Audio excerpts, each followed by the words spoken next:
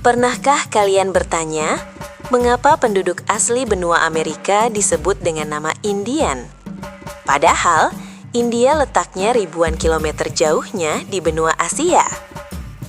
Jawabannya berakar pada sebuah kesalahan fatal yang terjadi lebih dari 500 tahun yang lalu.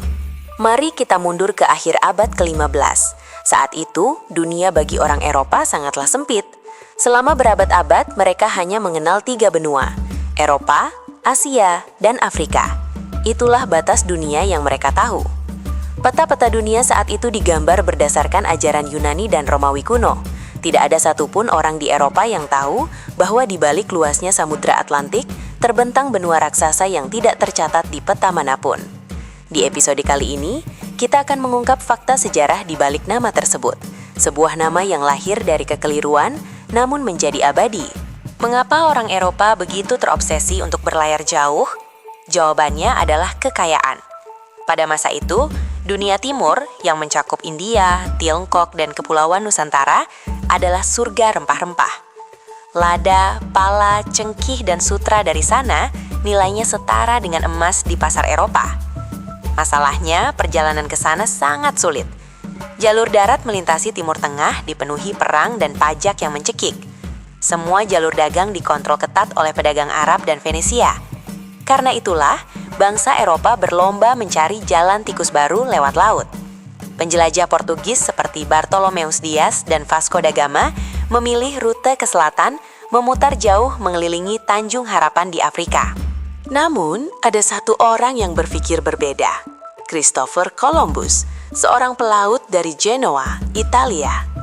Ia punya ide yang saat itu dianggap gila, mencapai timur dengan berlayar ke arah barat. Columbus percaya bumi itu bulat. Logikanya, jika bumi bulat, Asia pasti bisa dicapai dengan berlayar terus ke barat. Tapi disinilah letak kesalahan fatal pertamanya. Perhitungannya didasarkan pada peta kuno karya Ptolemy dan teori astronom Italia, Paolo Toscanelli.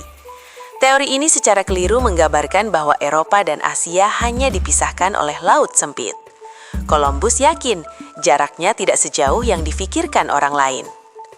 Karena dianggap beresiko tinggi dan jaraknya terlalu jauh, ide Columbus ditolak mentah-mentah oleh kerajaan Portugal, Inggris, bahkan Prancis. Hingga akhirnya, nasibnya berubah di Spanyol. Ratu Isabella dan Raja Ferdinand memberinya kesempatan, bukan cuma demi dagang, tapi juga demi menyaingi dominasi Portugis.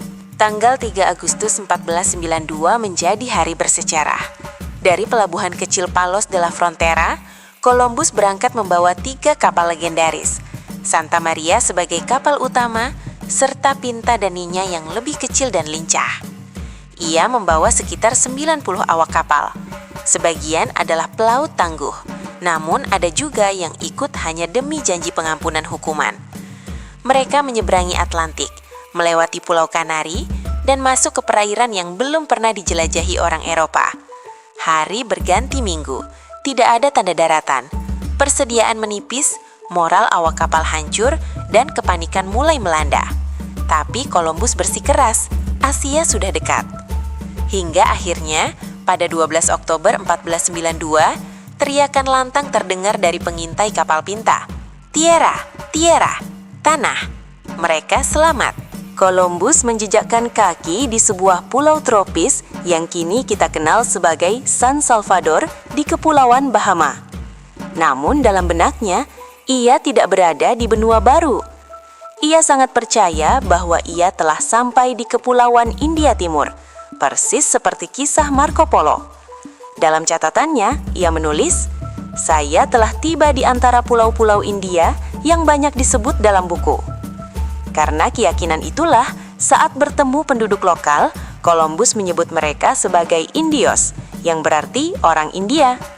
Dari sinilah, untuk pertama kalinya muncul nama Indian. Padahal yang ia temukan adalah Amerika, bukan Asia. Columbus tidak berhenti di sana.